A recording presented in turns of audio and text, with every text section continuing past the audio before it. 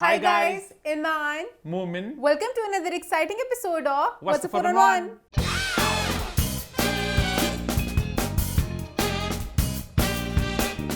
जी हाँ, हम वापस आ चुके हैं एक बहुत ही मजेदार एपिसोड के साथ।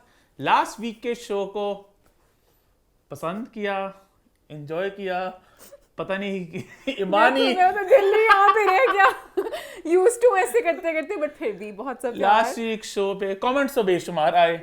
कमेंट्स जरा ईमान के लिए आए। छुड़ियां आई मेरी तरफ, कमेंट्स तो नहीं आए। मोमेंट बहुत से लोगों ने बहुत से प्रॉपर होता है ना, एक मॉब आता है जिस तरह फिल्मों में दिखाते हैं, ऐसे वो आग वाले डंडे पकड़ के, छुरियां तलवारें, आजादी का वक्त आ चुका है, बुरे अंग्रेजों जाने का वक्त आ चुका है, दरवाजे सब खड़े थे मलिका जान के चौखट पे। फिर हीरा मंडी, हनी इसमें भी हीरा मंडी कहाँ से आई? हर वक्त हीरा मंडी की चौखट खोली होती है।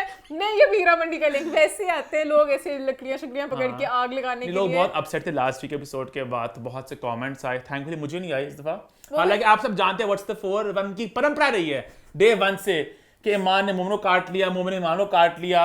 याद है पहले बहुत होता था कि कभी ईमान पे कभी मोमिन पे, हमेशा एक बंदा होता था, जीता था, एक हारता था। बट खैर जीत हार तो होती रहती है। पर मुझे ये बात कहनी थी कि फीडबैक आप सबने दिया, आप सबका फीडबैक हमेशा मेरे सर आंखों पे होता है। मुझे तो जो भी आप कहे, हम लोग इतने 4 साल हो गए मुझे शो करते हम लोग प्रॉपर फीडबैक सुनते हैं और हमेशा उस पे अगले हफ्ते बात करते हैं। तो 4 साल हो गए मुझे शो करते हुए। आप भी अगर मेरा पहले एपिसोड निकालोगे, विद टाइम मैंने आपके साथ ग्रो किया, आपका फीडबैक आया, मैं इतनी कॉन्फिडेंट नहीं थी, आहिस्ता आहिस्ता बोलना शुरू किया। हम सब एक फैमिली है। इवन केक्षा भी हमारे लिए फैमिली है। हमारा ना मेरा इंटेंशन था, हमारा इवन शो से पहले भी हमारा प्लान 9 वाला सफर, हमारा बहुत, हमें 7-8 साल हो गए। हम लोग एक फैमिली की तरह हमेशा काम करते हैं। आप लोगों के कमेंट से आप हमारी दोस्ती को भी कहीं ना कहीं थोड़ा करने की कोशिश की। अजीब सी एक करवाहट सी हो गई थी, हम लोग मिले, निकाह कैसे आंखें चुरा रहे थे, पता नहीं क्या हो गया। हम सब चिल्ले, तो आपके कमेंट्स इतने पर्सनल अटैक्स थे। मुझे बस वो हर्टफुल लगा कि आपने ये बात कहनी थी, आप कहते, बट बिल्कुल किसी की पर्सनालिटी पे आके उनको मैं पूरी रात नहीं सोच सकी। मुझे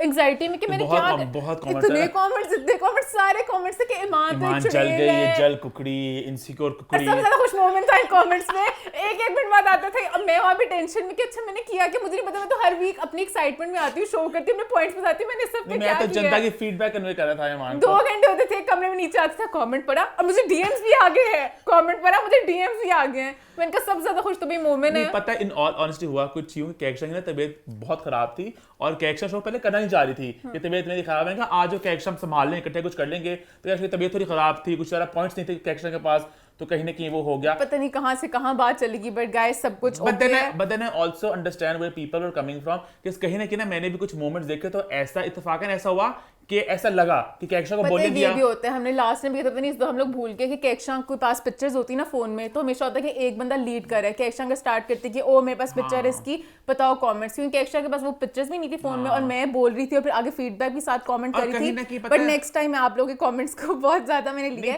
केक्षा जब भी आएगी, केक्षा सबसे पहले बोलेगी, सबसे एंड पे मैं बोलूंगी केक्षा, फिर मोमेंट, फिर मैं कुछ नहीं पता। कहीं ना कहीं बात ये भी है ना कि ईमान और मैं एक बहन भाई भी हैं, हम घर में इकट्ठे रहते हैं ऑब्वियसली, तो हमारी केमिस्ट्री बहुत ज्यादा है और शो में हम लोग करते आए हैं, तो कहीं ना कहीं आदत इस तरह मुझे मुड़ के देखने की है। पूरा वक्त शो में इस तरह आई नो मैं कॉन्शियसली नहीं करता, बट आई ट्राई, मैं इधर भी देखूं, पर अभी इधर कोई भी नहीं ना, मेरे टिश्यू का डब्बा पड़ा होता है मेरे, तो मुझे आदत है ऐसे देखने की, तो वो भी होता है। एंड देन इत्तेफाकन एक जगह वो बोल नहीं सकी केक्षा, और केक्षा तबीयत खराब थी, केक्षा ही बड़ी चील है, वो ना पॉइंट रखती है, बट वो भी थोड़ा जरा बट आप लोग का फीडबैक हम लोगों ने लिया और नेक्स्ट टाइम हम लोग इस पे। बट यहाँ पे इस मौके पे मैं सॉरी, मैं एक ईमान को अप्रिशिएट करना चाहूंगा, क्योंकि बहुत लास्ट वीक दुखी थी। ईमान ने जब व्हाट्स द 4 स्टार्ट हुआ था, तो ईमान बिल्कुल कॉन्फिडेंट नहीं थी कैमरा को फेस करने के लिए, और कहीं ना कहीं पहले मैं शो को डोमिनेट करता होता था, और पहले मुझ पे आप लोग डंडे मारते थे कि ईमान को बोलने दिया। फिर आहिस्ते आहिस्ते ईमान के ईमान ने जरा लीड लेना स्टार्ट की, फिर मुझ पे आए कमेंट्स के ईमान मुम को बोलने देती। अब आहिस्ते कहीं ना कहीं ईमान शो को संभाल रही होती है। अब ईमान बल्कि ज्यादा एफर्ट करती है इसमें, पॉइंट्स तैयार करने, पीएचडी ईमान जो करती है, ईमान शो प्रॉपर अपना एफर्ट डालती है, और लास्ट वीक ईमान ने पूरा शो एफर्ट डालती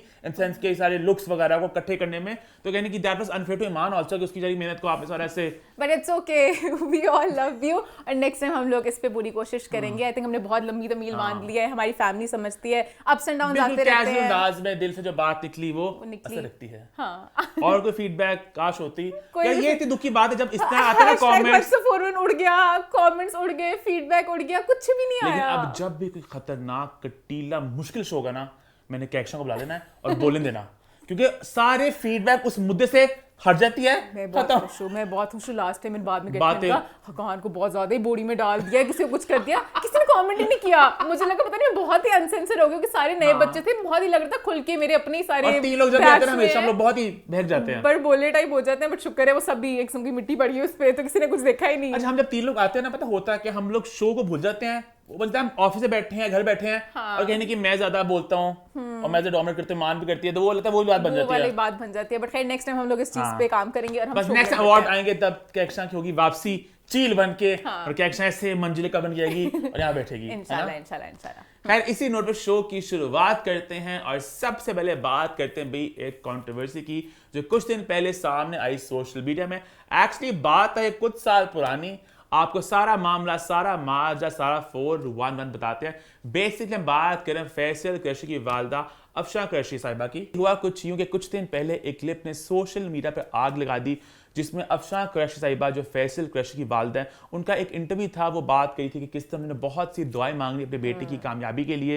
उन्होंने एक वाकया भी नरेट किया कि बहुत साल पहले खालिद भट्ट साहब उम्रा करने जा रहे थे, तो उन्होंने उनको एक दुआ लिख के दी एक चिट पर। तो मैंने उनको एक कागज के ऊपर लिख के दिया था जिसमें था कि भाई या अल्लाह मेरे बेटे को अमिताभ बच्चन जितनी कामयाबी और शोहरत देना, मेरे बेटे को इतना उरूज देना जितना अमिताभ बच्चन का नाम है। बहुत बड़ा स्टार बना दिया अरूज उनका बहुत ज्यादा। उन्होंने कहा अल्लाह ने बिल्कुल उनकी बात सुनी और फैसल कुछ बहुत बड़े एक सुपरस्टार में बहुत उनको फेम मिला। बट कहीं ना कहीं उनको एक गिला भी था, काश मैं दुआ ये भी मांगती या अल्लाह मेरे बेटे को एक अच्छा बेटा। लेकिन एक गलती मुझसे हो गई, मैंने उसके लिए ये नहीं कहा बहुत अच्छा बेटा बनाए और एक अच्छा इंसान बना और बहुत अच्छा इंसान बनाए। और साथ ही उनका अगला एक मैसेज भी आ गया अवाम के लिए कि जो बच्चे अपने माँ बाप की इज्जत नहीं करते, अपने माँ बाप की इज्जत करें। कि अपने माँ बाप की इज्जत करो, माँ और बाप से बढ़कर दुनिया में कोई चीज नहीं है। और आप लोग बूढ़े माँ बाप कचरे की तरह साइड पे तो कचरा समझ के हटा दिया या कचरे के डब्बे में डाल दिया, ओल्ड एज होम में भेज देते वगैरह वगैरह, ओल्ड हाउस वगैरह जाके छोड़ आते माओं को।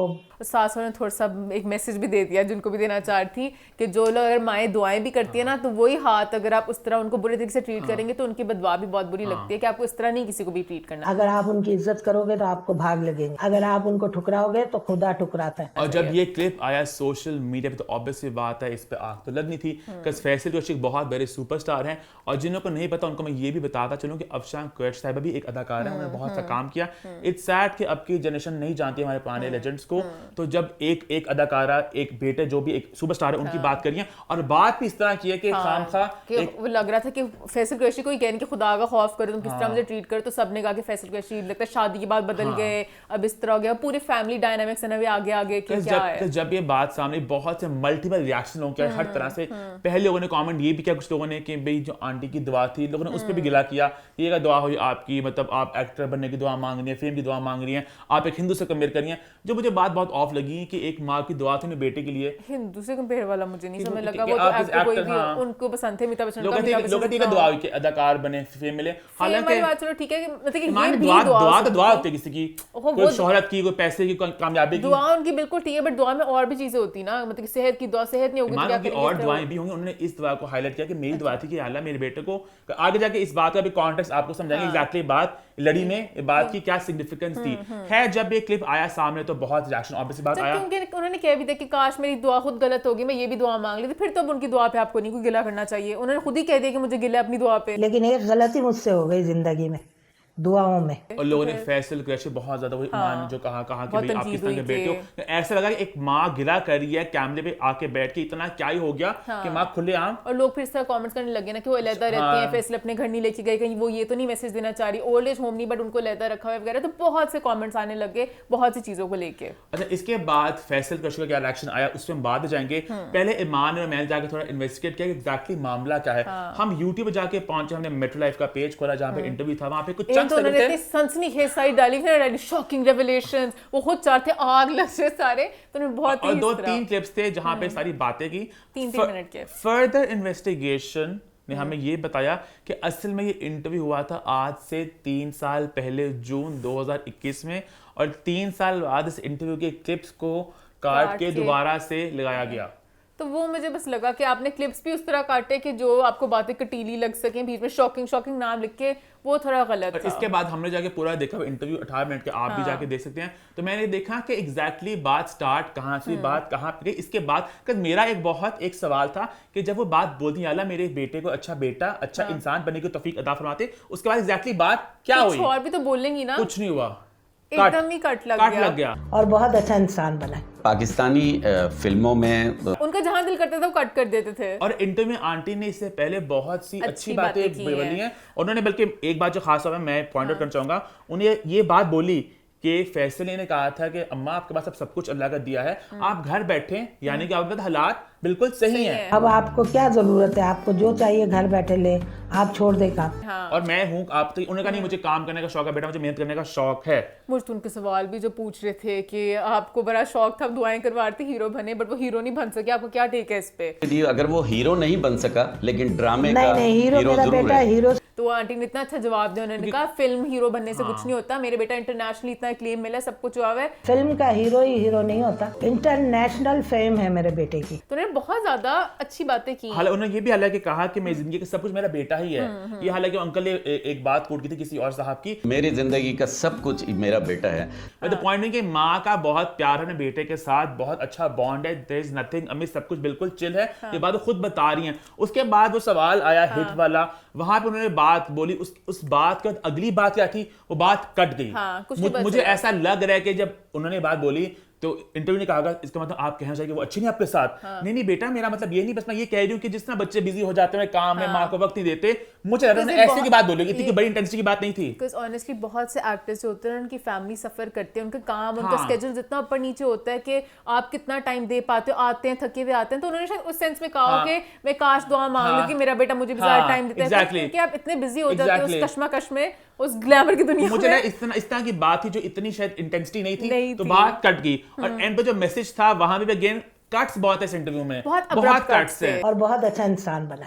आप कोई पैगाम हमारे नाजरीन को देना चाहेंगे? किसी भी बात पे अगेन जो ये मैसेज है, ये मैसेज कोई भी माँ दे सकती है कि आसपास आप देखते हैं ना बहुत सी सैड स्टोरीज हमारे आसपास बहुत है जहाँ पे बेटे ने माँ को अच्छा ट्रीट नहीं करते, तो उन्हें एक जनरल मैसेज दिया, बट जब क्लिप कट के ऐसा लगा तो ऐसा लगा दोनों बातें जुड़ गई ना साथ की। एक तरफ वो कह रही मेरे बेटे के लिए दुआ गलत मांग ली, वो अच्छा बेटा होता है, एक तरफ कह रहे खौफ खुदा करो, आपके कूड़े की तरह माँ को फेंक देते हैं। फिर जब मैंने देखा, मैंने कहा इस दफा तो एक्टर्स की फेवरेट होती है लाइन, आपने मिस कोट किया, यहाँ तो असल में मिस कोट हुए और गलत बात हुई है। उसके बाद जब भी क्लिप लगा सोशल मीडिया पे, तो आंटी ने कमेंट किया, जो प्रॉब्ली आई थिंक फैसल ने खुद कमेंट किया उनके अकाउंट पे, क्योंकि आंटी ने चाइनी वीडियो में बताया था मुझे इंग्लिश नहीं आती कि मैं अंग्रेजी नहीं बोल सकती, तो फैसल ने भी नहीं देखा कि मैं रोमन टाइप कुछ उर्दू में लिखवा देता। फैसल अपने People don't back down from making false news.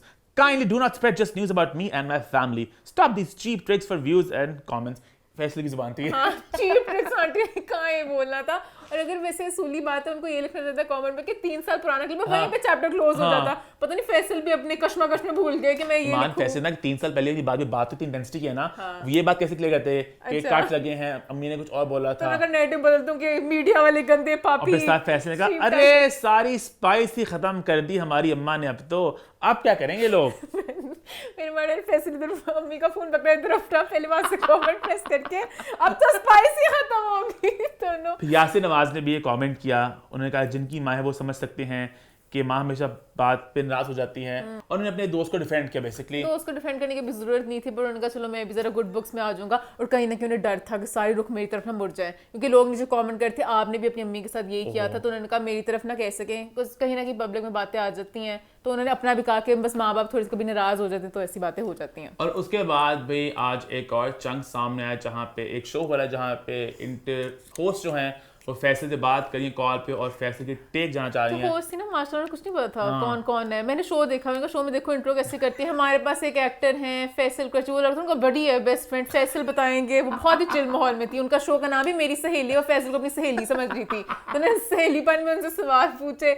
We have Faisal Qureshi. He's an actor with us on an audio call. उन्होंने पहले सवाल शुरू किया अभी अटेंशन सीकिंग होती है लड़कियों में, आपका इसमें क्या टेक है? आपके नजदीक अटेंशन सीकिंग बिहेवियर है क्या? फैसल ने कहा भाई अटेंशन सीकिंग करते हैं लोग जिनको टेंशन नहीं मिल रही होती। इस मौजू में अटेंशन सीकिंग कहां से आ गई? वो अपना उनके मेरी सहेली के शो का कॉन्सेप्ट अच्छा, था कि ओह। अटेंशन सीकिंग, उसके बाद वो अम्मी तक बात पहुंची थी। फिर उन्होंने कहा अच्छा सोशल मीडिया पे मेरे पास बहुत कुछ है कहने को इस मौजू पे अटेंशन सीकिंग पे। उन्होंने अटेंशन सीकिंग पे इतना कुछ भाव नहीं दिया। फिर उनका सोशल मीडिया पे व्यूज आते हैं, उन्होंने कहा हाँ खामखा लोग पता नहीं गुस्सा चढ़ाने के लिए कुछ करते हैं। तो एक ऐसी बात करेंगे जिससे आपको गुस्सा आ जाए। फिर किसी ने उनको बताया होस्ट को कि अच्छा इनका एक क्लिप चल रहा है, कुछ होस्ट को कुछ खबर नहीं थी, होस्ट अपने मस्त माहौल में थी। फिर उन्होंने कहा कि अच्छा हाँ आपकी एक स्टेटमेंट भी अम्मी की चल रही है, उस स्टेटमेंट को मोल्ड कर दिया।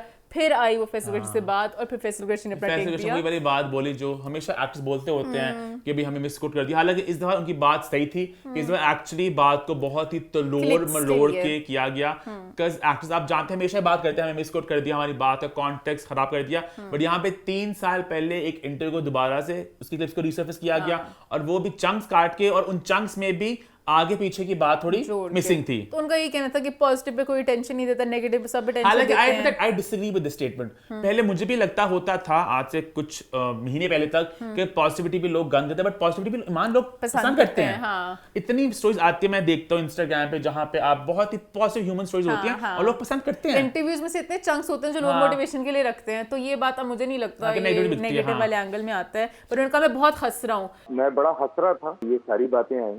मैंने तो अपनी अम्मी को भी बोला भाई कोई जस्टिफिकेशन देने की जरूरत नहीं है, मैं हंसता ही रहा पूरा वक्त। तो हालांकि आई टोल्ड अम्मी के इसकी कोई जस्टिफिकेशन देने की जरूरत नहीं है कि माँ बाप तो भाई डांट देते हैं, हंसते हंसते उन्होंने इस बात को अपनी तरफ से खत्म करने की कोशिश की और कहीं ना कहीं बात यहाँ पर हो गई खत्म। पर it's just sad and unfortunate कि अब हम तो बात आपको बता रहे हैं और जो लोग हमारा शो देखते हैं उन तक बात पहुंच जाएगी, पर जिन तक ये बात ना पहुंचेगी उनको तो ये लगेगा ना कि पता नहीं दाल में कुछ काला है, पता नहीं इस तरह। और कहीं ना कहीं इस तरह नैरेटिव्स बिल्ड होते हैं एंड इसलिए at times I do feel bad for celebrities कि अब हर बात को आप प्रॉपर अंदाज में एक्सप्लेन नहीं कर सकते और कहीं ना कहीं बातें अनकही रह जाती हैं। पूरा अब जैसे हमारा शो जो देख रहे हैं उनको तो पूरी स्टोरी मिल गई, अब आधों को नहीं मिली होगी। आधे सिर्फ एक क्लिप के बाद जज करेंगे, आधे शायद सिर्फ फैसल की क्लिप पे जज करेंगे, तो पूरी कहानी एट टाइम्स नहीं आ पाती। बट आजकल का दौर ही ऐसा है, तो कोई भी बात आती है वो अधूरी रह जाती है। बट जहां अधूरी कहानी पे अक्सर आपको नुकसान होते हैं, वहीं पे अधूरी कहानी पे अक्सर आपको बहुत सी जरा फायदे भी होते हैं। बहुत सी आपको अप्रिसिएशन मिलती है, बहुत से आपके हक में लोग बातें करते हैं। जैसे कि वो मैं अगले पॉइंट में जाके इस बात की मैं वजाहत करूंगा। बात हम करने जाने अगले पॉइंट की जहां पे हम बात करेंगे हम सबके फेवरेट पाकिस्तान के सबसे नन्हे मुन्ने व्लॉगर किसकी? शिराजी की। सो बेसिकली कुछ दिन पहले खबर आई मंजर आम पे कि शिराजी व्लॉग्स अपनी व्लॉगिंग की जर्नी को खत्म कर रहे हैं, एक एंड आ रहा है इस जर्नी पे। मैं आज ये व्लॉग नहीं बनाऊंगा। और जैसी खबर आई मंजर आम पे सब लोग बहुत परेशान हुए, दुखी भी हुए कि कहीं ना कहीं शिराजी ने बहुत ज्यादा लोगों को अपने साथ बांध दिया था। उनके क्लिप्स जो है वो बहुत ज्यादा चर्चा में रहे सोशल मीडिया पे और उनको बहुत ज्यादा वायरलिटी मिली, बहुत ज्यादा फेम मिली। और कहीं ना कहीं आई थिंक एक रिकॉर्ड भी है कि जो फास्टेस्ट इनका चैनल ग्रो किया यूट्यूब पे, तो बहुत इनको लोगों ने पसंद किया और वही पॉजिटिव अंदाज में लोगों ने इनकी क्यूटनेस को, इनकी ऑनेस्टी को, सीधापन और सब कुछ बड़ा उसको पसंद किया कि जिंदगी दिखा रहे हैं पहाड़ों में जिंदगी कैसे है, तो लोगों ने बड़ा उससे कनेक्ट किया। बट ये जर्नी एकदम से खत्म होगी तो ये लोग जरा परेशान हुए। तो 15 मई को ये वीडियो आई सामने जहां पे शिराजी ने एक व्लॉग बनाया, कहा कि भाई अब्बू ने कहा है कि पढ़ाई डिस्टर्ब हो रही है। मेरे अब्बू ने बोला है आप कुछ दिन पढ़ाई करो, वीडियो नहीं बनाओ बोला। अब ये आखिरी व्लॉग है तो मैं अब व्लॉग नहीं बनाऊंगा, मैं आज ये व्लॉग नहीं बनाऊंगा। तो व्लॉग के अंदर एक उनका दोस्त होता है वो गांव का, वो कहता भी है कि आप व्लॉगिंग मत क्विट करो, हम यार आप तो बहुत अच्छे अच्छे वीडियो बनाते हो, इसे मत करो ना, वीडियो बनाओ। लोग आपको बहुत पसंद करते हैं, बहुत आदत हो गई है, तो आप इस तरह ना करो। बहुत सारे लोग आपको देखने का आदत है। और इसी के साथ वो व्लॉग होता खत्म। शिराजी और साथ उनकी बहन हल्का रोते हैं थोड़ा सा, क्यूट मैं सा। नहीं छोड़ना चाहता बट अब क्या करूं, बनेगा पढ़ाई का वहां पे वीडियो होगी कट। अल्लाह हाफिज़, लव यू। अभी वीडियो होगी कट तो लोगों ने सवाल पूछे कि भाई एग्जैक्टली क्या हो रहा है भाई। कैसे कहीं ना कि जब भी हालांकि शिराजी एक छोटे बच्चे हैं पर नॉर्मली यूट्यूब की दुनिया में बहुत एक ये स्टंट चलता है कि मैं व्लॉगिंग करना छोड़ा हूँ, मैं बंद कर रहा हूँ, मतलब बहुत कुछ होता है। कुछ चोरी होगी चीजें, अटैक हो गए, प्रैंक्स वगैरह चलते हैं, बहुत कुछ चलता रहता है। बेट वाले एंगल में करते हैं कि कहीं ना कहीं ना वो आपकी जिंदगी एक शो होती है, आपने दिखानी होती है, तो कहीं ना कहीं मसाला डालने के लिए कुछ ना कुछ करना एक पड़ता है। रियलिटी शो जब जरा फीका चल रहा होता है सालन, तो फिर बहुत ज्यादा मसाला डालने के लिए कहते हैं ठा हमारा सालन फट गया, हम कुछ कर रहे हैं। तो ये एक होता है यूट्यूब वालों का हटकंडा है ये। हाँ हो सकता है मैं भी किसी दिन कह दूं, समझे, अगर मैं अच्छी ना होती मैं आगे आज कह देती मैं क्विट कर रही हूँ बट और हम बनाते हैं मान के आंसू हाँ साथ के अक्षर वहाँ पे साइड बिठा लेते हैं कि मुझे इग्नोर कर रहे हैं, तो इस तरह कुछ भी हथकंडे कर सकते हैं आप, बट हम लोग सच्चे दिल से जो बात की वो कर। मैंने कहा शराजी छोटा बच्चा है, मतलब ये हथकंडे they don't make sense. Sense. उसके बाद भाई 18 मई को शराजी के अब्बू ने प्रॉपर एक स्टेटमेंट जारी की और उन्होंने पूरी नेशन का दिल जीत लिया, मेरा भी दिल जीत लिया। मैंने कहा भाई क्या ये खूबसूरत मिसाल है कि पेरेंटिंग हो तो ऐसी हो। उन्होंने कहा कि भाई मेरे बेटे के मुझे बिहेवियर में एक तब्दीली दिख रही थी, मुझे शिराज की ना रवैये में थोड़ा चेंजेस नजर आई। वो थोड़ा बदतमीज हो रहा था पहले वाला शिराज मेरे ख्याल में कहीं ना कहीं वो गुम हो रहा था ना, और कहीं ना कहीं फेम उसके सर पर चढ़ा था वो लोगों से अच्छे तरीके से नहीं मिल रहे थे, अच्छे तरीके से बात नहीं कर रहे थे और उसकी तालीम में रुकावट पेश आ रही थी। दूसरी वजह पढ़ाई भी है।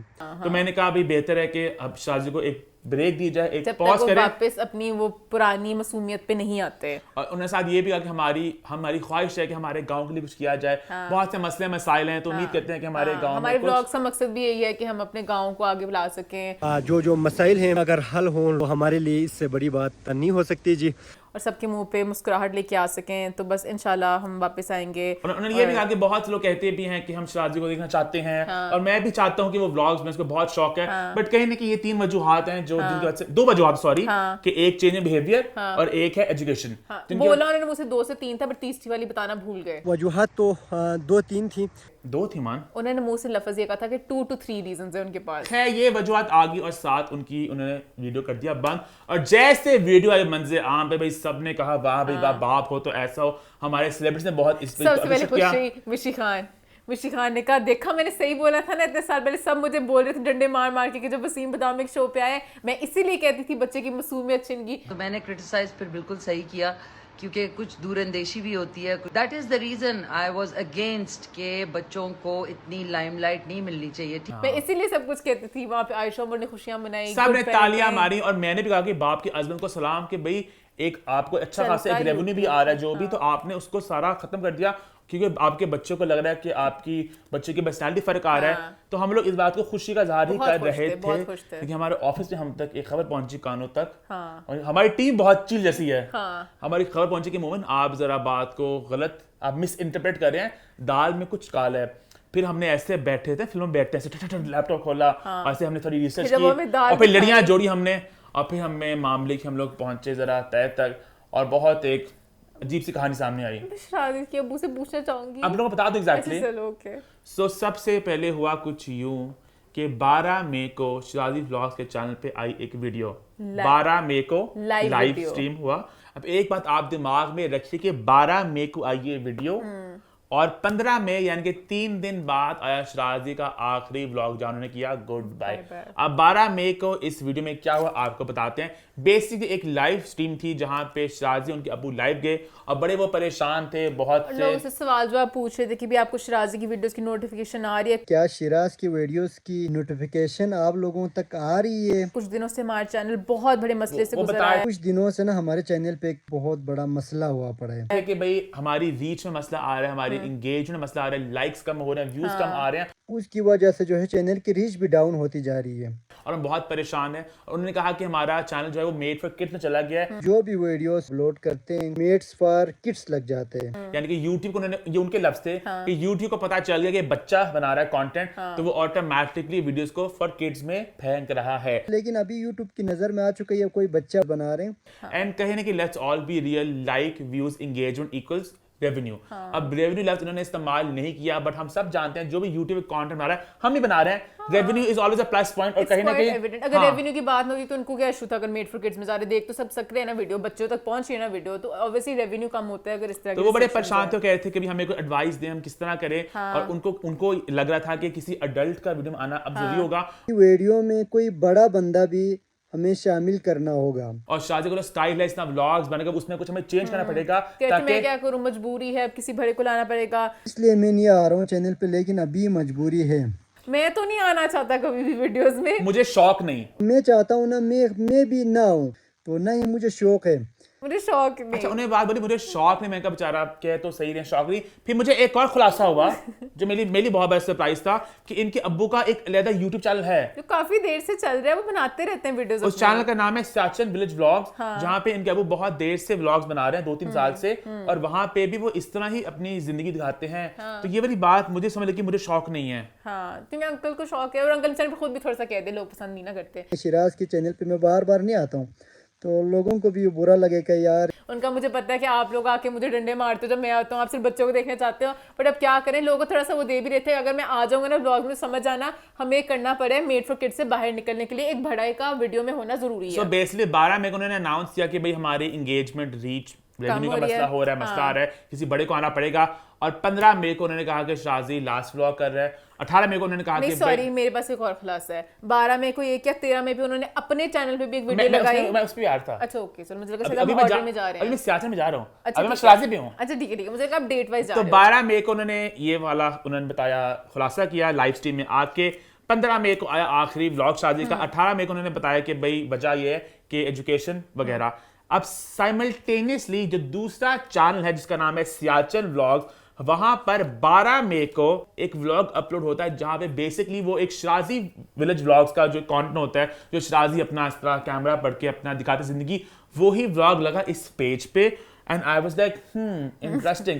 So basically, uncle wants to diversify his channels, और वो चाह रहे हैं कि वहां पे अगर for kids लग गया तो मैं इस चैनल को ग्रो करूं। और फिर 13 मई को उन्होंने इस बात की वजाहत भी की। हाँ, कि मेरा जो इशू है वो सॉल्व नहीं हो रहा है, मैं बड़ी कोशिश कर रहा हूँ सॉल्व करने की। वो वीडियो वहाँ पे लोगों को दिख ही नहीं रहे, इस वजह से मुझे अपने चैनल पे डालना पड़ा। वीडियोस अपलोड करना चाहता हूँ चैनल पे, तो अभी जरा और 13 मई को इस बात को बता रहे हैं कि आगे future is bright, future exist करता है। अगले जो वीडियोस आएंगे उसमें हम आपको कुछ और डिफरेंट तरीके के कुछ चीजें दिखाने की कोशिश करेंगे। मैं प्रैंक्स प्लान कर रहा हूँ, लोग मुझे कह रहे हैं ऐसे करो वैसे करो, सब कुछ हम लोग करेंगे। शिराज के साथ आप एक प्रैंक कर दें तो इंशाल्लाह वो भी जरूर करेंगे जी। और उसके बाद इस व्लॉग पे बाय द वे जो लगा 12 मई को व्यूज नहीं आए, जो व्यूज शादी व्लॉग्स में आते थे वो व्यूज का सब्सक्राइबर्स कम है ना, चंक आया, एक बहुत छोटा चंक आया। एंड उसके बाद 15 मई को, और जब 15 मई का बाय बाय था ना, बच्चा छोटा था ना, उसको नहीं पता था क्या करना। उसने कहा अब्बू ने मुझे कहा है, जब वो पूछ भी रहा था लड़का कि क्यों जा रहे हो, बेचारे 2 मिनट के लिए पॉज करता है, मत करो ना, वीडियो बनाओ कि क्यों जा रहा हूँ। फिर अब्बू ने पीछे से डंडा मारा होना कि पढ़ाई का कहना है, फिर फटाफट बेचारा बोला कि पढ़ाई की वजह से जा रहा हूँ। मुझे पढ़ाई में डिस्टर्ब होते हैं, इसलिए मैं वीडियो नहीं बना। और बच्चा छोटा है, उसको क्या पता, बेचारा एंड तक कहते रहा पता नहीं। अब्बू ने परसों तक हम प्लान्स बना रहे थे प्रैंक के, अब्बू ने आज का दिन कहती बेटा लास्ट ब्लॉग अपना जाओ दिखाओ, तो बच्चा बेचारा कंफ्यूज था कि क्या हो रहा है। अब्बू ने बहुत ही प्लानिंग की थी, बट अब्बू अपनी प्लानिंग भूल गए। अब्बू पता है जैसे होता है ना, फिल्म्स आती हैं अब्बास मस्तान की, रेस वगैरह, एक मास्क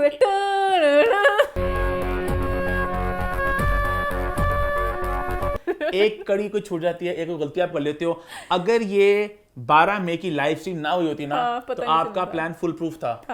सॉरी, मुझे बहुत अजीब लग रहा है बातें करना, प्लान फुल प्रूफ वगैरह। आपका जो भी आपकी मनसूबाबंदी थी वो पूरी सही जा रही थी। बट मुझे ये चलो ठीक है, आपने बाय बाय भी कराना था कि ये वजह है जो उन्होंने वो उन्होंने कितना अपना मास्टर स्ट्रोक खेला कि उन्होंने आके जो वजह बताई कि लोगों को सारा कर दिया, गंदे शहर वालों तुम लोगों के पास आगे मेरा बच्चा बगद। और वो भी जो उनकी वजह थी ना, मैं थोड़ा सा शायद नेगेटिव लेके जा रही हूँ, उनकी वजह मेरी ये थी कि हमारा बच्चा, अब जब कोई फैन पिक्चर्स खींचने आता है, हमारा बच्चा आगे से कहता है बच्चे की मर्जी नहीं खींचना चाह रहा, इसमें बच्चा बुरी बदतमीजी क्या हुई। मिलना चाहते हैं, शिराज के साथ पिक्चर लेना चाहते हैं, वो लोगों से अच्छे तरीके से नहीं मिल रहे थे। वो बेचारा थक गया, आप इतना फेम को कैश किया, उसने कहा बस हो गई मेरी पापा, मुझे थोड़ा सा रेस्ट चाहिए। पापा ने उसको बना दिया कि बच्चा बदतमीज हो गया। सो बेसिकली वही बात कहते हैं मान के उसके कहते हैं the fame is getting to your head. और वही बच्चा छोटा सा वो थक भी गया कि इतने लोग आ रहे हैं, गांव में समझो 5 लोगों से इंटरेक्ट करता था, एकदम ही 100 लोग आ जाते हो पिक्चर्स के लिए। बच्चे ने कहा पापा मुझे नहीं समझ लगा, पापा मुझे रेस्ट चाहिए। पापा ने कहा नहीं अब जो भी आएगा हमारे गाँव में आपने सबको आगे वो करना है। तो वो मुझे थोड़ा सा लगा कि फेम के साथ सब कुछ तो आता है। कहीं ना कहीं हुआ भी कुछ हुई ना कि इसके बाद एक दिन से फेम मिला आपको शराजी को, उनके चैनल को। फिर जब कराची गए थे रमजान ट्रांसमिशन के लिए, फिर वापस आए, फिर दोबारा कराची गए, आई थिंक वो इवेंट के लिए भी अभी रिसेंटली छोटा ही बहुत है ना, उसके लिए बहुत एकदम एक्सपोजर, और फिर लोगों से मिलना, और बड़ा ये भागम-दौड़ जिंदगी है। अच्छे भले आप, मैं हूँ, मेरी भी सोशल बैटरी है। एक पॉइंट पर मुझे होता है बस मैं नहीं अब इंटरेक्ट कर सकती, मेरे से नहीं स्मॉल टॉक हो रही। वो तो बेचारा बच्चा, क्या उसके दिमाग में होगा मैंने क्या सबसे करना है। यहाँ पे मैं एक और बात ये भी ऐड करता हूँ, जो बात चली मेड फॉर किड्स वाले हवाले से, तो यूट्यूब की जो वीडियोस आती है मेड फॉर किड्स, उनका रेवेन्यू भी कम होता है और कहने की उनकी रीच में फर्क भी आता है कि जो वीडियो होती हैं फॉर किड्स।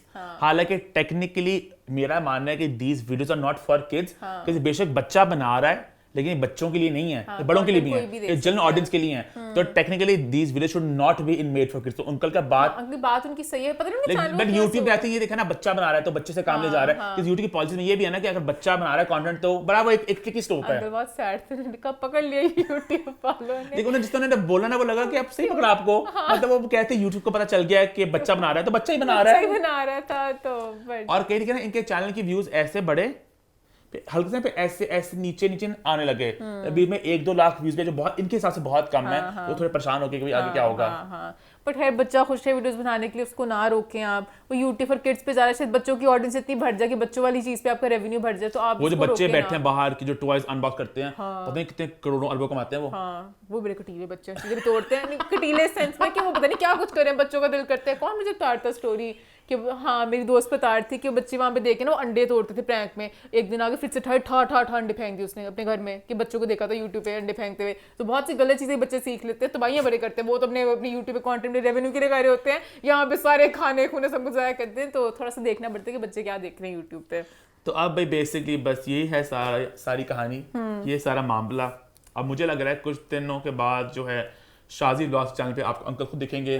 शाजी भी दिखेगा आपको हल्का, अंकल दिखेंगे कहीं नहीं, ताकि यूट्यूब को वो कहें कि मेजॉरिटी बड़ा ही है। अंकल को बड़ा दिल है कि अंकल ही साथ हैं, पर अंकल को मुझे लगा कोई नया अंकल ने कहा बीच में कि मुझे तो आप लोग नहीं देखना चाहते है ना, नहीं चाहते ना देखना, तो किसी और को लाना पड़ेगा मेरे ख्याल से कि लोग नहीं हम आपको देखना चाहते हैं, आप क्या हैं। मैं चाहता हूं अंकल ने फेम भी सब डोल लेके मैं कितना अच्छा बाप हूं, सबके बाप के साथ आना चाहिए बच्चे को। अंकल ने बड़ी प्लस पॉइंट देने की कोशिश की है, अंकल को ही कबूल कर ले। मैं खुद चाहती हूँ अंकल इतनी देर से कर रहे हैं, अब एक नया कोई इंसान आएगा, बच्चे का भी बाप के साथ एक बॉन्ड होगा, अंकल को कबूल कर ले। हालांकि ना यूट्यूबर्स जो बनाते हैं व्लॉग्स उनमें हमेशा एक स्क्रिप्ट वाला सेंस तो होता ही है, थोड़ी फेक तो होती है, it's a fact right. But इससे मुझे थोड़ा अजीब लगा, बच्चा होता ना तो आपको और ऑकवर्ड लगता है कि वो होम टूर की वीडियो थी जो बाय द वे थी 13 मई को। ग्रैंड होती है बड़ी वीडियो होम टूर की, वो आई 12 मई को, दुख का इजहार 13 मई को होम टूर भी आ गया था और 15 मई को आखिरी व्लॉग। तो 13 मई को जो होम टूर है ना, वहाँ पे वो शादी ऐसे आता ना, अरे अब्बू क्या कर रहे हैं, मेरे अब्बू यार देखो अस्सलाम वालेकुम, आप क्या कर रहे हैं। तो अब्बू ना लकड़ियां काट रहे होते हैं। तो मतलब ऑब्वियसली इट्स प्लांटेड, बट वो थोड़ा ऑकवर्ड सा लगा मुझे कि बच्चे भी मतलब पता है बच्चों को भी कि थोड़ा हमें इस तरह चल रहा है, इस तरह करते तो आहिस्ता आइडिया हो जाता है। बट खैर भी होप एंड विश कि शिराजी वापस आ जाए जल्दी, आना तो इन्होंने वापस जल्दी आ जाए, तो हम वेट कर रहे हैं।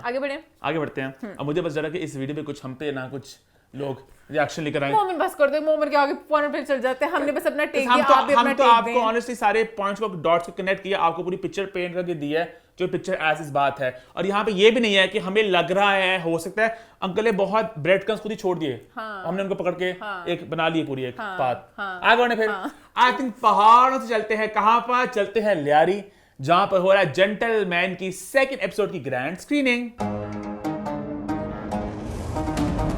जी हाँ, लास्ट वीक जेंटलमैन ने अपना ग्रैंड प्रीमियर किया था कराची में, जहां पूरी इंडस्ट्री ने बढ़ चढ़कर सपोर्ट किया था। इसके बाद in one of its kind move 2nd episode को स्क्रीन किया गया लियारी में अवाम के साथ। अवाम वहां पे बढ़ चढ़कर आई, इतनी अवाम थी, जो सारी एक्साइटमेंट थी, आपको वीडियोस देख के फील हो रही थी। ये बच्चे सारे दीवार पे खड़े चीखे मारे हैं, पीछे सारी अवाम बहुत ज्यादा एक्साइटेड। बड़ा मुझे लगा इंटरेस्टिंग लगा आइडिया ये कि एक ड्रामा जो है जो कराची की उन्हीं एरियाज में कहानी है, तो आपने वो ड्रामा वहां पर स्क्रीन किया था कि वो लोग भी आके कास्ट के साथ ड्रामे को देखे एंजॉय करें। सब लोग इतने एक्साइटेड थे वहां पे कि हम वेट कर रहे हैं, स्टार्स आएंगे, सब कुछ होगा, स्टेज पे जिस तरह के पूरी आपस में भी और थी कम्युनिकेशन टाइप के। हम लोग पहली दफा यहाँ पर आए हैं, पहली दफा लियारी आई हूँ, इतने प्यार और इतने खुलूस का बहुत शुक्रिया। हमें बहुत अच्छा लग रहा है, हम पता नहीं क्यों ऐसे लाके क्यों इस तरह साइड पे करते हैं, हम यहाँ पे और आया करेंगे और इवेंट्स करेंगे, तो मुझे अच्छा लगा। अच्छा, कुछ लोगों के दिमाग में एक आइडिया आ रहा है कि भाई ये क्या बार बार प्रमोट कर जा रहे हैं, बहुत छोड़ भी दें इसको। भाई क्यों छोड़े, वो एक ड्रामा आया, एक प्रोजेक्ट आया, उसको मार्केट करना चाहिए, उसको प्रमोट करना चाहिए। और हाँ, हमारा कहीं ना कहीं यहाँ पर ड्रामा इंडस्ट्री भरी है फिल्म से, हमारे इंडिया नहीं भरा है, तो क्यों ना करें सेलिब्रेट। इवन जो पुराने ड्रामे थे, इश्क मुर्शिद फरीजा, जो बहुत चले थे, उनको भी कुछ ना कुछ मार्केटिंग में करना चाहिए था। और मुझे तो लगता है कि ये बहुत एक अच्छा ट्रेंड है, एक बड़ा अच्छा प्रेसिडेंट सेट हुआ है कि अगर एक ड्रामे को आप भरपूर अंदाजे प्रमोट करियो, कुछ नए आइडियाज लेके आ रहे हो, हर ड्रामे की एक इंडिविजुअल पहचान होनी चाहिए। हमारे एक फैक्ट्री में लगता है ड्रामे निकले ठक ठक ठक, एक्टर्स भी कहते हैं बस हो गया अब आगे बढ़ो। तो आप एक प्रोजेक्ट को भरपूर अंदाज में ओन करें, आप मेहनत करें। अक्सर मैं देखता हूं एक्टर्स हैं जो इंस्टाग्राम पे लाइव जा रहे होते हैं, चीजें कर रहे होते हैं, अभी उसका अगला लेवल है, अगला स्टेप है। अपने प्रोजेक्ट को आप ओन नहीं करेंगे तो फिर कौन करेगा। तो मुझे अच्छा लगा बात चल रही है मार्केटिंग होनी चाहिए, और सॉरी मुझे अच्छा लग रहा सारा का इंटरेक्शन, मगर मुझे काट रहे हैं। हाँ वही मैं काट दिया वहां उनको मैंने। आई थिंक बढ़ चढ़कर सबको प्रमोशंस और मार्केटिंग में इतना आगे इनोवेशन लाना चाहिए और बड़ा मुझे अच्छा लगा ये आइडिया। और जहां तक बात करें अच्छे आइडियाज की और इनोवेशन की, तो जी हाँ एक और इनोवेशन हमारे सामने आ रही है जहां पर ड्रामों को काट के एज फिल्म्स अपलोड किया जा रहा है। तो ये ट्रेंड आई थिंक स्टार्ट कहीं ना कहीं ग्रीन ने किया था, इससे पहले भी शायद किसी ने किया, लेकिन मुझे ग्रीन का पहले नॉलेज में आया था। पता नहीं क्या था, पता नहीं हरून का अडवाणी का कुछ, वो तो टेलीफिल्म में थी। अच्छा पता नहीं, मेरे माइंड में था कि ड्रामे को उन्होंने मैंने फर्स्ट ये देखा ग्रीन के चैनल में जहां पे उन्होंने अपने ड्रामों को, वो तो रूपोश टेलीफिल्म थी। अच्छा पता नहीं, मेरे माइंड में था उन्होंने पता नहीं बीच में एक मूवी बना दी थी। नहीं ड्रामे को उनकी टेलीफिल्म थी। अच्छा ठीक है। तो ग्रीन ने बेसिकली अपने ड्रामों को एडिट करके काट कूट के उनको एक फीचर फिल्म की तरह पेश किया था अपने यूट्यूब चैनल पे, ताकि जो बंदा एक लंबी कमिटमेंट नहीं करना चाह ड्रामे की, वो आपको मजा मिले एक फिल्म के जरिए। तो नरोज आई थी पहले, फिर काबुली पुलाव, जिंदो और भी इन्होंने 2-3 किया। अब सिमिलरली एयरवाई ने भी इस बात को आगे लेके जाते हुए अपने 2 ड्रामास को कन्वर्ट किया फिल्म्स में। एक है भाई कैसी तेरी खुदगर्जी और एक है जी मेरे हमसफर। इनके ट्रेलर भी काटे हैं। और भाई कैसी तेरी खुदगर्जी द प्रॉपर एक बड़ा फिल्मी ट्रेलर है। वो गाड़ी चलाते गेरे बदलते, वहां पीछे दहशत में बैठी हुई है, वो बहुत ड्रामेटिक था। मेरे हमसफर थोड़ा बिल्कुल ड्रामा वाइब्स है, तो उसका ट्रेलर उस तरह का फिल्म ही नहीं हो सका, पर मैं थोड़ा खुश हूँ। सिनेमा में नहीं लगा दी, कुछ नहीं पता। हमारे यहाँ पे कहते कि अब आओ मेरे हमसफर के चाहने वालों, आगे सिनेमा में देख के प्यार दो, तो वो थोड़ा सा ज्यादा होता है। अच्छी बात है कि जो लोग ड्रामा नहीं देख सके मैं देखूंगी। हाँ ईमान तो जरूर देखेगी। हाँ मैं देखूंगी, क्योंकि मैं ड्रामा नहीं कैचअप कर सकी, तो मैं पूरी वो फिल्म देख लूंगी। क्या बात है, ईमान फिल्म कैचअप करेगी। तो इस तरह आई थिंक और ड्रामा की फिल्में भी आएंगी। अब ये एक आइडिया अच्छा है, बुरा आप लोग भी कॉमन करके अपनी टेक भी बयान करें। अभी I think it's too soon to say कि आइडिया कहीं जाता है कहीं नहीं जाता। ग्रीन का अच्छा मुझे इस लिहाज से लगता है कि ग्रीन के बड़े मुनफरिद अंदाज के थे और बहुत ज्यादा लोगों तक नहीं पहुंच रहे थे, उनके व्यूज बहुत कम थे। तो उन्होंने कहा उसको एक फिल्म की तरह लगाते हैं, उसको फिर से मार्केट करते हैं शायद और लोग देख सके। एयरबैग ड्रामा ऑलरेडी इतने लोग देख चुके हैं, सब लोगों ने देख लिया, इसमें क्या ही एक्स्ट्रा ऑडियंस आएगी। शायद वो छोटी सी ऑडियंस में जैसे उन्होंने मुझे कैटर करने की कोशिश की है, तो हम देखेंगे। आगे बढ़े आई थिंक बात की हमने ड्रामों के ग्रैंड प्रीमियर्स की, ड्रामे लगने एज फिल्म्स, तो बात करते हैं एक एक्चुअल फिल्म की। जी हाँ, जो फीचर फिल्म आ रही ईद उल अज़हा के मौके पर, बात कर रहे हैं अभी की। अभी का ट्रेलर हमने सबसे पहले देखा था इश्क मुर्शद की स्क्रीनिंग पर, उसके बाद मैंने इसको दोबारा देखा जेंटलमैन की स्क्रीनिंग पर।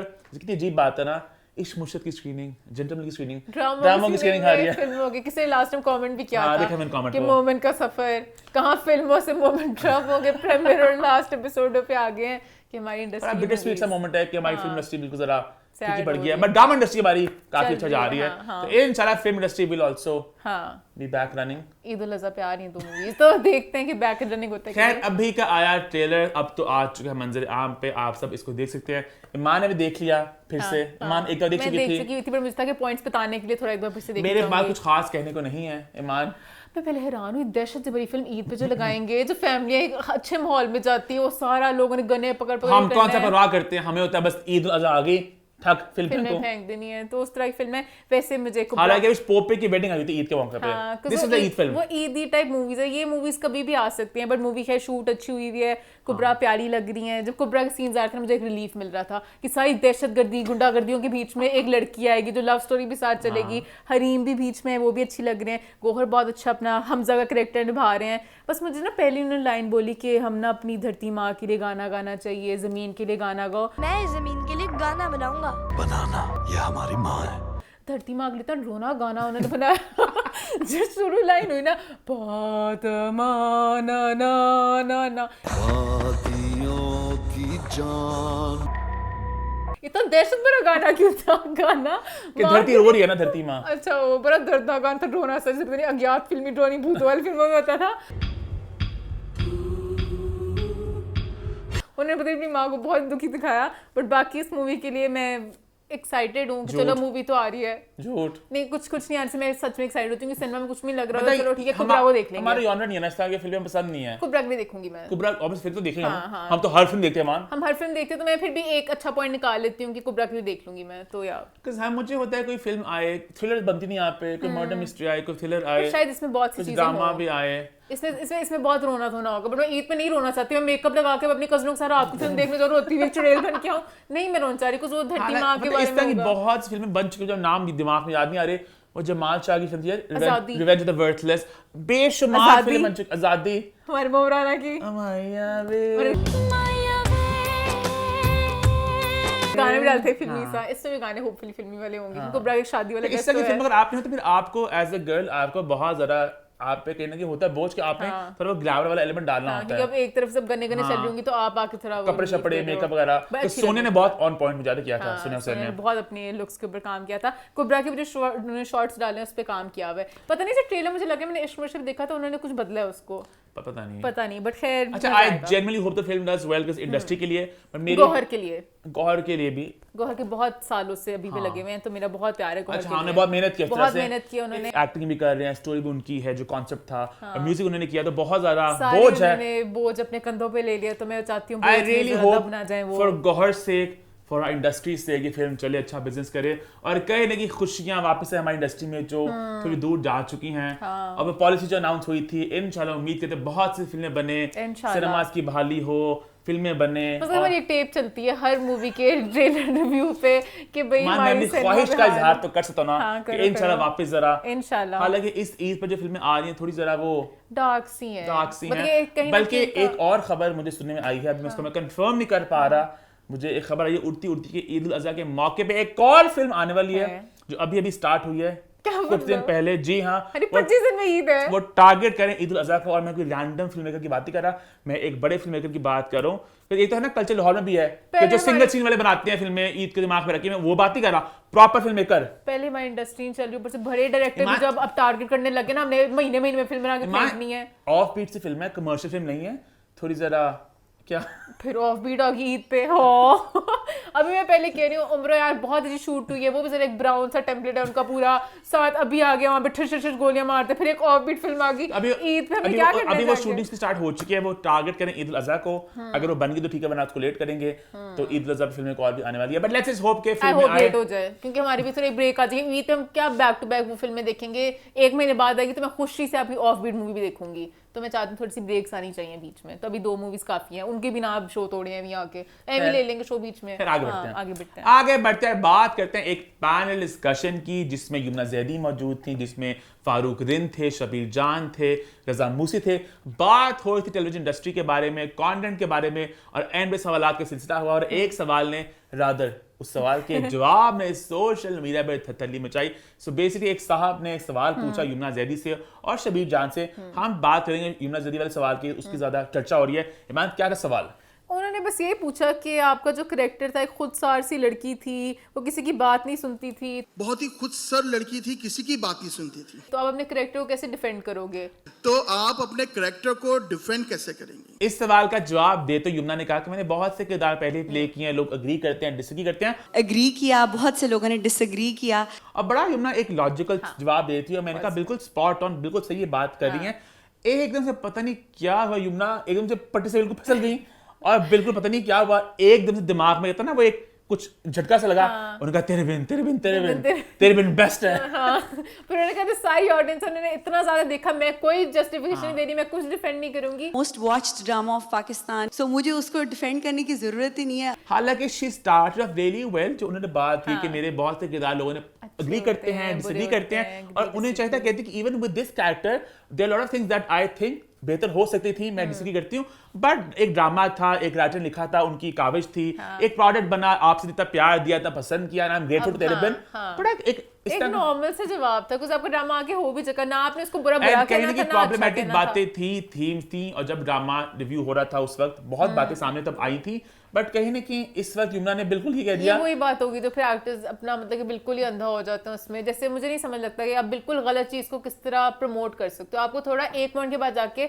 अपनाना चाहिए इस बात को कि हाँ वो कैरेक्टर थोड़ा सा मसला था, बट चलो लोगों ने पसंद किया। बट देखिएगा अब आ रहा है उसका सीजन 2, वहां प्लग भी कर देती, उसमें आप लोगों को बहुत अच्छा एक इंटरेस्टिंग किरदार देखने को मिलेगा, और आप लोग उसे बहुत ज्यादा लिखेंगे, और आप लोग उसको डिफेंड करेंगे, और लोग कहते हैं बट हो सकता है वो डिफेंड करने वाला ना हो कैरेक्टर दूसरे सीजन में भी पहले जैसे ही हो, तो उन्होंने कहा मैं क्या ही बड़े बोलूं, खुदसार लड़की। खुदसार लड़की क्योंकि मुझे सवाल लगा चलो उनका खुद सा लड़की थी बड़ी, वो धड़ल्ले सब कुछ बोलती थी, तो अब कैसे डिफेंड करोगे? अब भी अच्छा, धड़ल्ले मैं से कुछ सोचो बोल अगर रहे यहाँ पे होते भाज अली, उनसे सवाल पूछा जाता कि आप अपने किरदार को डिफेंड कैसे करेंगे? बिकॉज यमुना का तो मीरा में चलो इश्यूज वगैरह थे, बट जो सीन था पूरा वो जो वहाँ में चेंज किया था, मुर्सिम पे बहुत ज्यादा उंगलियां उठी थी भाज पे। मुर्सिम सब कहते थे बहुत अच्छे हैं, एकदम ही मुर्सिम बदल गए थे, भाज रोल प्ले किया वगैरह वगैरह, तो भाज किसी इसको डिफेंड करते हैं? भाज मुझे लगता है हमेशा सूमरी से निकल जाते हैं, जब भी तेरे बहन की बात होती है ना उनको पता नहीं कि भाज ने कब तक इस पे कोई कमेंट पास नहीं किया। तेरे बहन के टाइम में कोई इंटरव्यूज भी नहीं हुए थे, उसके बाद कोई प्रोजेक्ट्स आए भी, वहां पे बात नहीं हुई तेरे बहन की ना। नहीं ये मौका नहीं है इस तरह की बातें करने का, आराम से निकल गए। बट कोई कभी तो होगा कोई पैनल डिस्कशन, वहां पे सवाल पूछेंगे कोई, है ना? ये पूछेंगे, नहीं तो मैं पूछ लूंगी किसी ऐसे मौके पे जहाँ पे कह ना सकें कि ये मौका नहीं है पूछने का, मैं कहूंगी मैं पूछूंगी। बट बाकी अच्छा पैनल था, अच्छी बातें हुई, बहुत मजेदार इस पे डिस्कशन हुए, बड़े इंटरेस्टिंग था काफी, है ना? मजे का था। खैर बात करते हैं एक और मजेदार डिस्कशन की जहां पे दो लोग बैठे थे। जी हाँ, बात करते हैं माहिरा खान के उस सेशन की जो हुआ था कोयटा में, जहाँ पे वजाहत राव उनको इंटरव्यू कर रहे थे। एक 1-on-1 इंटरव्यू था और एक लिटरेचर फेस्टिवल था जहाँ पे बहुत से और टॉक्स थे, बहुत से और सेशंस भी थे। इस टॉक खास तौर पर चर्चा में इसलिए भी रही क्योंकि वो एक वीडियो आई मंजर आम पे जहाँ पर माहिरा खान बैठी हुई है वजाहत राव के साथ और ऑडियंस में से किसी ने कुछ फेंका है जिसके बारे में ये गलत हो गया। उसके बाद माहिरा ने जिस तरह उस पूरे मामले को संभाला, उस पूरी सिचुएशन को हैंडल किया, वो बहुत मुश्किल होता है। अपलॉड कर दिया। मैंने पूरा वो देखा, उनका चंक 25 मिनट्स की जो वीडियो अपलोड हुई थी, वो पूरा वक्त हर वक्त हूट कर रहे थे, उनकी आवाज भी नहीं जा रही, बहुत ज्यादा लोग थे। उन सब लोगों के सामने जिस तरह बैठ के पूरा इंटरव्यू करते हुए जहाँ बीच बीच में कहते थे कि पता नहीं सुन रहे हैं कि नहीं सुन रहे, हम बात करते थे, हम अपनी बातें करते हैं, सुन लेंगे। हाँ, ठीक है। तो कुछ इतना सब एक्साइटेड थे, इतना हूट कर रहे थे। जब इतना ज्यादा रश होता है ना एक जगह पे, थोड़ी आपको दहशत से भी आती है कभी कभार कि खुदा न खासा समथिंग गोज रॉन्ग होता है ना, फिल्म में एक और गिरता है इस टाइम ऐसा भाग कर तो क्रेजी हो जाता है। और वो इवन मुजाहिद ने बीच में बोला था कि एक लग रहा है कॉन्सर्ट और यहाँ पे हमारे कोई सुपरस्टार बैठी गाना गा रहे हैं, ऐसा लग रहा है हम कॉन्सर्ट पे आए हुए हैं और आप रॉक स्टार हैं। इतना क्राउड था, इतना शोर था, बहुत शोर था। बाद में मायरा ने पूरा जिस तरह पूरी बात इतने खूबसूरत अंदाज में उसको बयान किया इंस्टाग्राम पे। और मुझे सबसे बेस्ट बात ये लगी, इवन उधर भी बैठे हुए उन्होंने कहा ये तो गलत हो गया, ये गलत हो गया।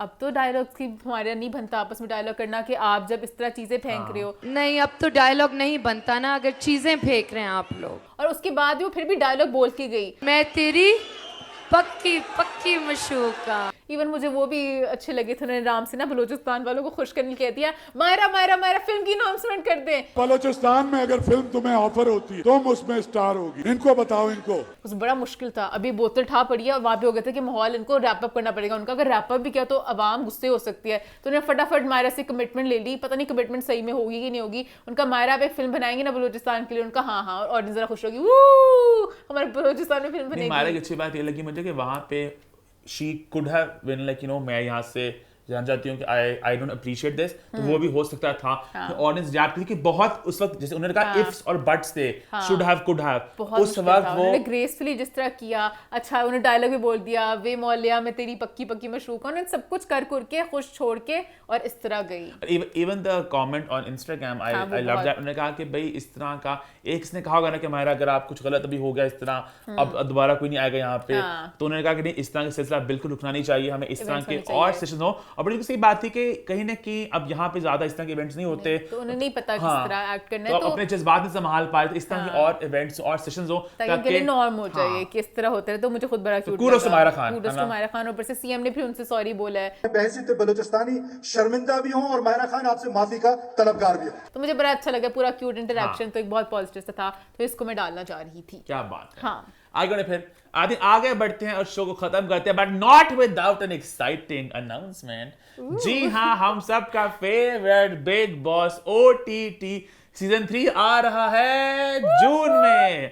सलमान खान पहले इसको होस्ट करने वाले थे, but I think Salman Khan के कुछ वो मसले चल रहे थे, वो जो फायरिंग हुई थी उनके घर के बाहर, उसके बाद से क्योंकि बिग बॉस OTT की पहले अनाउंसमेंट आ चुकी थी, अच्छा टीजर आ गया था, बट उन्होंने इसको हटा दिया बाद में, डिले करना पड़ेगा, अब कौन करेगा। अब अनिल कपूर इसको होस्ट करेंगे और जून में स्टार्ट होने वाला है, हम तो बहुत एक्साइटेड हैं। और जैसे OTT खत्म होगा अगस्त में, तब आ जाएगा तमाशा सीजन 3, जो एक बादशाह सलामत दूसरे बादशाह सलामत हम फंस जाएंगे। अच्छा कहने के अनिल कपूर लग रहा है अदनान सिद्दीकी फ्लेवर होगा उनका स्टाइल भी इस तरह का है, वो थोड़ा वही फ्लेवर देंगे। खैर आ रहा है OTT, उसका हम चर्चा हमेशा करते हैं अपने शो में, लास्ट बिग बॉस के एंड तक लेके चले रहे थे, इस तरह इस दफा भी बिग बॉस OTT को एंड तक लेके चलेंगे। फिर आएगा तमाशा, और तमाशा के सब जानती हैं क्या होता है। तमाशा के तमाशे तो भी लगते ही हैं। और उसके बाद तमाशा जब खत्म होगा फिर आ जाएगा बिग बॉस सीजन 18। तो बिग बॉस का वो फिर से एक जरा लड़ी स्टार्ट होने वाली है और हमें बहुत एक्साइटेड।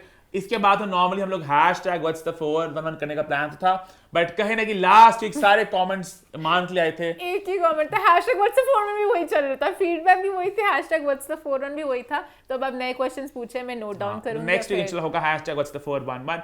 इसी नोट पे हमारा शो होता है खत्म। YouTube पे चैनल को सब्सक्राइब कर लें, हिट द बेल आइकन और देखते रहें What's the 411।